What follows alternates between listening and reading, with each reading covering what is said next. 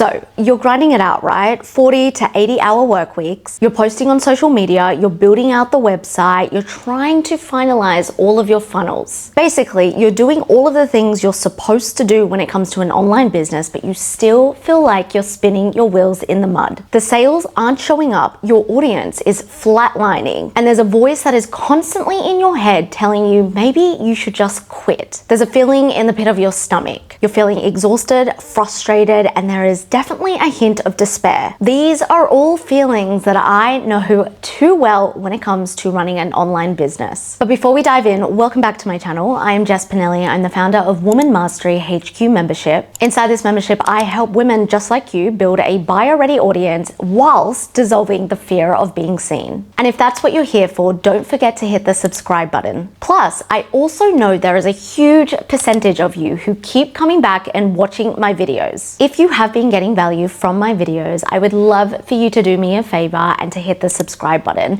It not only really supports my channel, but I'm able to push out more and more content just like this for you. I appreciate you. Thank you so much. And let's get into the video. So you're scrolling online and you feel like every single entrepreneur but you has cracked the code. Their businesses are booming. They're popping virtual champagne over milestones and you are just stuck. This is such a lonely and frustrating place to be. And then we begin to blame the market, the economy, the algorithm. And then you start to think, do I even have a good product or service? But what if I told you the biggest thing that is holding you back isn't any of that, but the biggest obstacle is actually you? I have been there many times over the past 6.5 years in business. And I can tell you the most significant obstacles that we build towards our success are actually the ones we build ourselves. And the thing is, with these obstacles, we don't even notice that we are building them. So in today's video, I'm gonna pull the curtain back on the 4 most common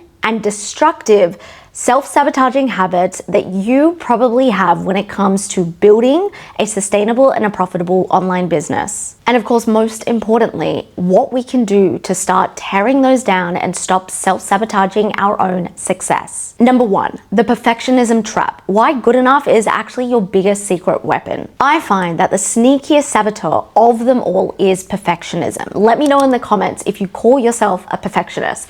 Don't worry, I used to do the same. We are taught to wear perfectionism like this badge of honor. And so we start to internalize that it's a sign of having high standards. But in the entrepreneurial arena, it is actually a big silent killer of your success and your progress. This isn't about striving for excellence. It's about understanding a fear-driven obsession with being flawless. And the fears, fear of judgment, fear of success, fear of not being good enough are the things that are leaving you paralyzed and which cause perfectionism. I want you to think of it like getting ready for a big night out. You have a great dress, but you spend 3 hours in your wardrobe tearing it apart trying to find a different outfit. You keep telling yourself there is probably going to be a more perfect dress or outfit that you can put on. And then you begin to do your makeup and you keep wiping off your liquid eyeliner because you think that it's a millimeter bigger and it's not good enough. And so you keep redoing it. I have definitely been there. But by the time you're ready, you are so exhausted and so anxious that you've already missed half the party, or worse, you decide you're not going to go at all. And that's exactly what perfectionism does to your business. It makes you miss the party. I call this the perfectionism procrastination loop. Let's see if this sounds familiar to you. You get a killer idea for a new product or service or marketing campaign. You know you need to get it out there,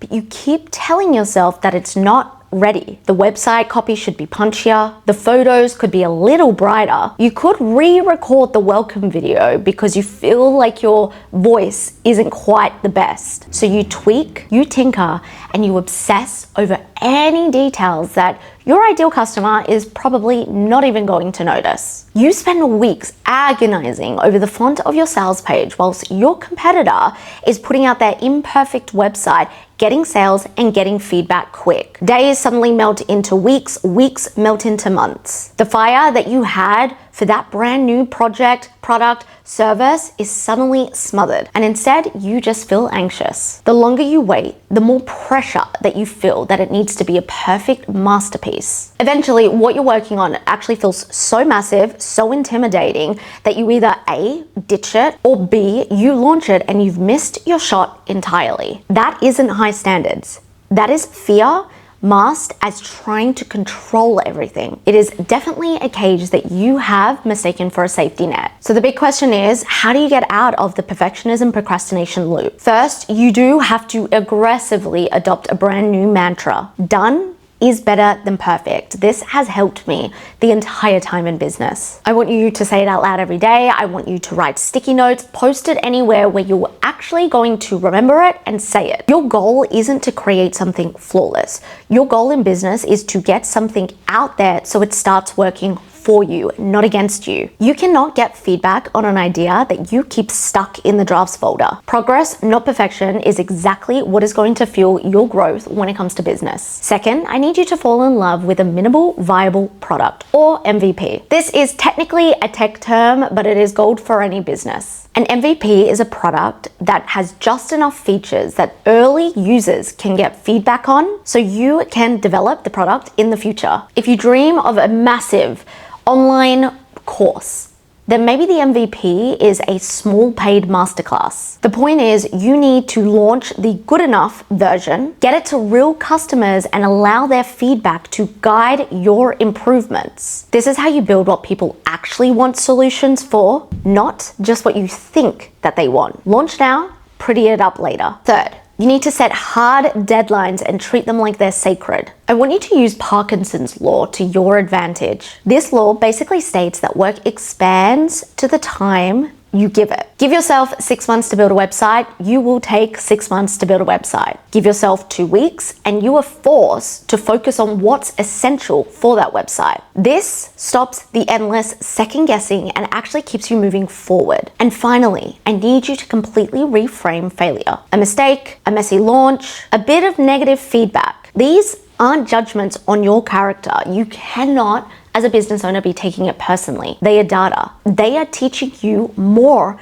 about your business than what you would learn never launching or putting something out there. I guarantee, I want you to Google any successful entrepreneur and they definitely have a string of failures. The difference there is they didn't let those failures stop them whatsoever. They saw it as a lesson and they kept moving forward. Don't ever forget that Steve Jobs actually got fired from Apple. It is time to give yourself permission to be a beginner again. Taking us on to number 2, the comparison trap. Are you running someone else's race? This saboteur hijacks your focus and makes you believe that you are losing a race that you didn't even know that you were in. It really shows up as this endless, soul-crushing scroll on social media, looking at your competitors, believing that they're miles ahead of you. Maybe it's their perfect launch graphics, their soaring sales announcements, their thousands of followers, and then you start to feel your own ambition shrivel up and die. The comparison trap is that small voice inside your head that says, look at them, they are so much further ahead of you. Why bother trying? It's seeing someone else in your niche succeed and immediately thinking, well, that idea is taken. What's the point? It's the feeling of your own progress looking smaller because you're comparing it to someone's highlight reel. Stop measuring your day 1 to someone else's day 1000. The constant comparison is so destructive because it starts to suck out your own unique magic. Instead of innovating, you actually start imitating. You try to copy their brand, their voice, their visuals, and then all of a sudden, you have turned into this watered down version of someone else. And then you start to convince yourself that the market is too saturated, when in reality, it's just full of people who look and sound the same. This isn't inspiration. This is a mental prison that locks you out of your own creativity. So the solution here is to learn how to observe without absorbing. First, you need to put up your blinders. Make a conscious decision to focus on your customers and your journey. The overnight success you're seeing on Instagram probably has a decade of failures behind it. Your race, I know this sounds cliche, but it is only against who you were yesterday. Don't forget to celebrate your own small wins, the first sale, the first email subscriber, the first person to sign up to your course, and of course, the first piece of positive feedback. Progress is progress, period. Second, you need to curate your feed like it's your job, because it is. This is what I tell my members inside of Woman Mastery HQ. Your Instagram, TikTok, YouTube, Substack needs to be you. It should not be a reflection of desperation and scarcity. I would honestly aggressively mute or unfollow anyone that puts you into the mindset that what you're doing isn't enough. Why don't you fill your feed with people who are transparent about their journey, who share not only the wins, but also their failures? Create a social media environment that fuels you, not drains you. And third, I want you to turn that comparison into research. The next time you see a successful competitor, I don't want you to feel bad. I want you to instead get strategic. Ask questions. Okay, well, what are they doing well? But what are they also not doing? Who are they not serving? What solution do they not have? Where are the gaps that they have left wide open? Use their success as a clue to your own unique gap in the market, not something that is a closed door that you can never get through. And of course, finally, don't ever forget to reconnect to your why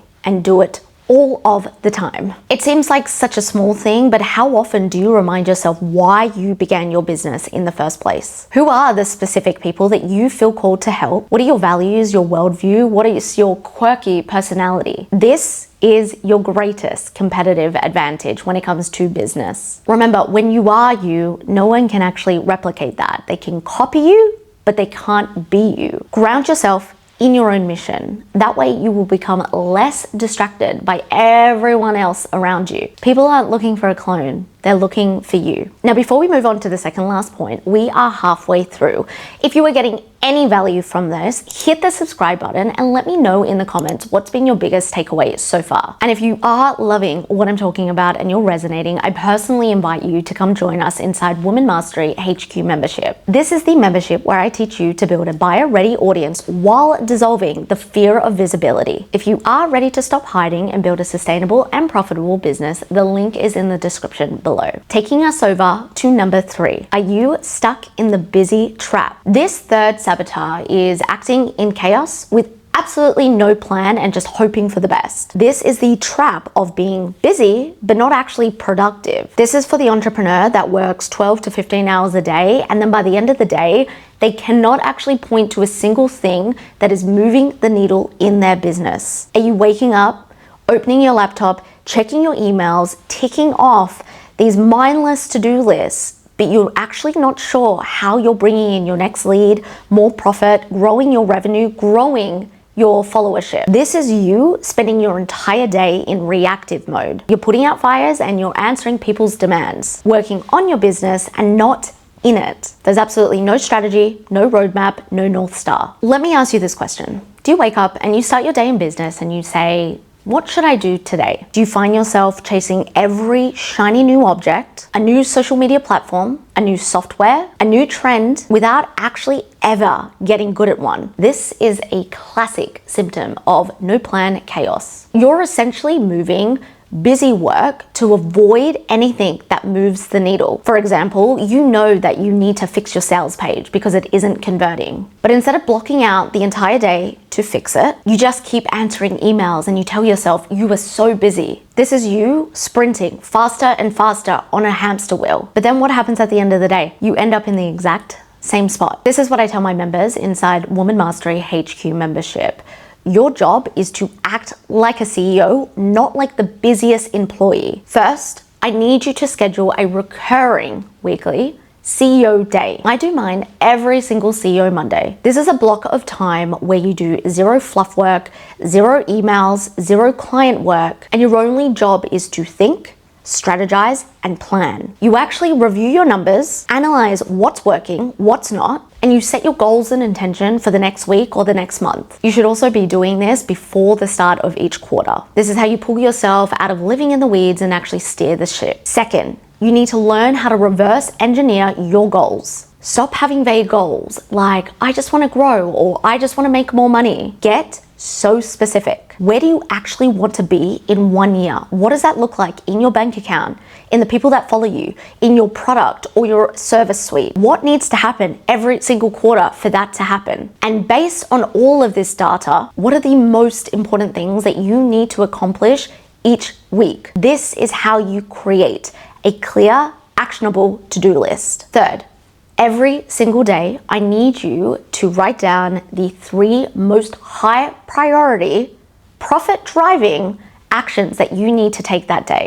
These should directly support your weekly goals, which support your monthly goals, which of course support your quarterly goals. Write them down, and you are not allowed to touch anything else until you have achieved them. This simple habit not only creates structure, but it creates incredible focus, and you're actually moving the needle. And finally, I need you to start getting comfortable saying no.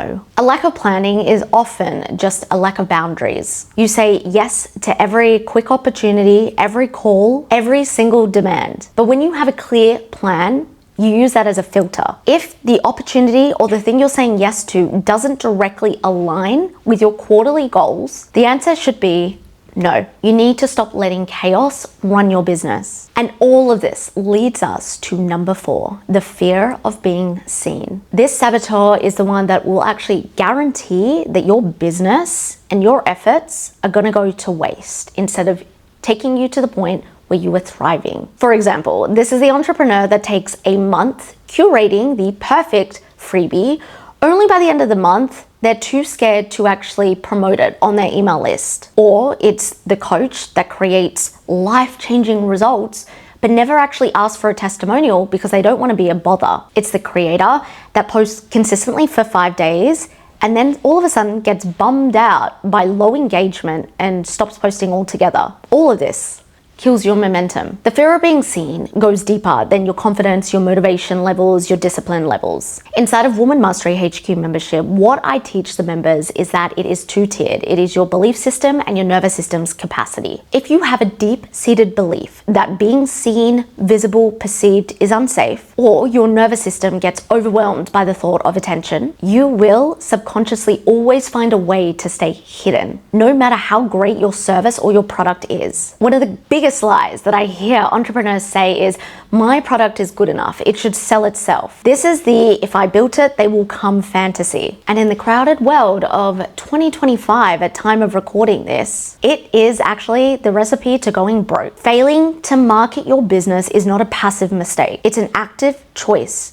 to letting your business die on the vine. But like I tell my members, the good news is you can absolutely break this pattern. First, you need to reframe what marketing even is for you. If you see marketing like being a sleazy car salesman, you are absolutely going to resent it. Remember, good marketing is actually an act of service. It is simply and generously letting people know that you can help them. You can solve their problem. It's about sharing conversations and letting people know what you know. When you shift your mindset from selling to serving, your entire energetic field changes. Second, I need you to simplify. The reason that most people are inconsistent with their marketing is because they make it so overwhelming. They think that they need to be on TikTok, Instagram, YouTube, blogs, Substack, Threads, everything all at once, all of the time. But here's my challenge to you.